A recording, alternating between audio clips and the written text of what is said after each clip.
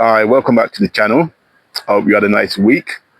And today we're taking another road trip around Lagos. So this time around, my driver will be going around GRA Ikeja, going up Isaac John Street through Ikeja GRA for part one of the journey, and then part two of the journey going up Ogunnike and again through part of GRA Ikeja, to give you a feel of what GRA Ikeja looks like.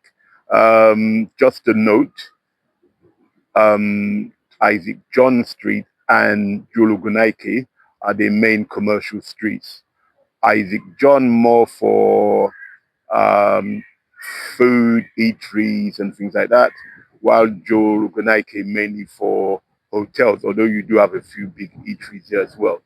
So anyway, let's take the trip. Hope you enjoy it.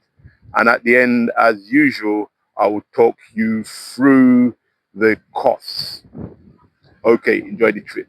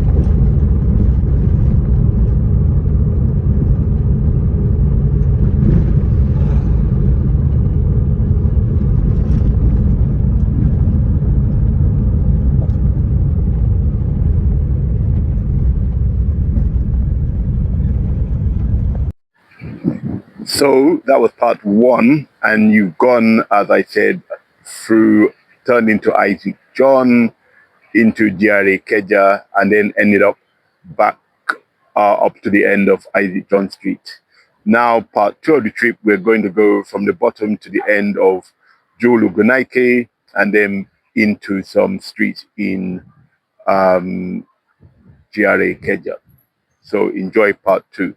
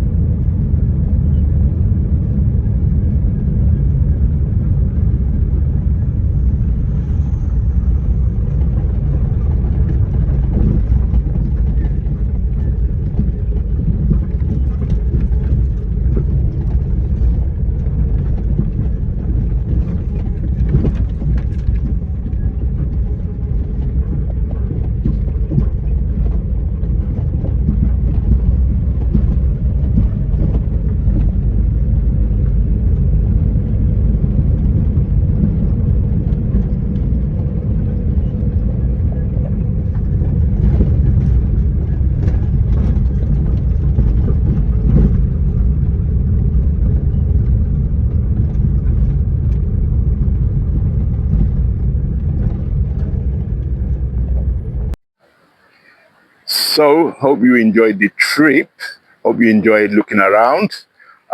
Big thanks, shout out to my driver Jamil for those for the video. I will be back in Lagos shortly, so I will then be taking charge of the other ones. But anyway, big shout out to him. So, what are the prices? GRA Ikeja is a place I would like if I was staying on the mainland. As I said, I stay in Badagry. But GRA Ikeja is a place I would like. But one of the disadvantages, well, not so much disadvantages, but one of the realities, it is a bit pricey. I would say that's probably the main disadvantage. Pricey, but it's easy to get to other parts of Lagos, even the mainland, even the islands. Um, a very plus side is that despite the price, and we're going to look at that shortly, they're still reasonably okay for somebody coming from the abroad and having a pension, a UK, a foreign pension. By the time you convert your dollars, pounds, euro, actually you have more than enough to stay in a medium price 2-bedroom flat in GRA Ikeja and still enjoy yourself. Um, Other advantages is that it's relatively virtually clean. Actually, I would say very, very clean. It's close to the seat of Lagos State government. So if you are doing things with Lagos State government, Lagos State Secretariat is not too far from there. And again, it's a good. It's very close to the airport, both the international and local airport, and it also gives you a good access to Ibadan expressway that gets you into southwest and other parts of Nigeria by road.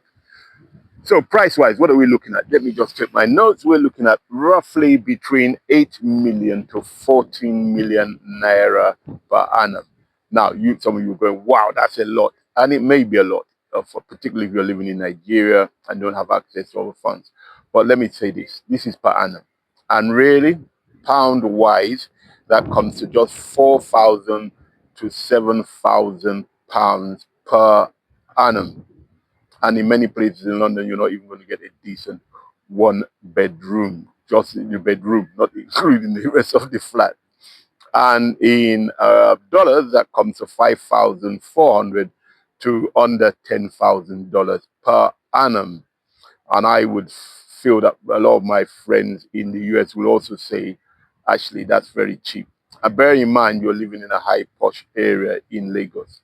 And no matter what people may want to say, that high posh areas in Africa are not the same as high posh areas in abroad. That's just some colonial thinking. High posh is high posh. And so you're living in a relatively high posh area for less than £7,000 per annum, which according to my maths comes under less than £600 a month, and less than between 5,400 to 9,400 dollars per annum.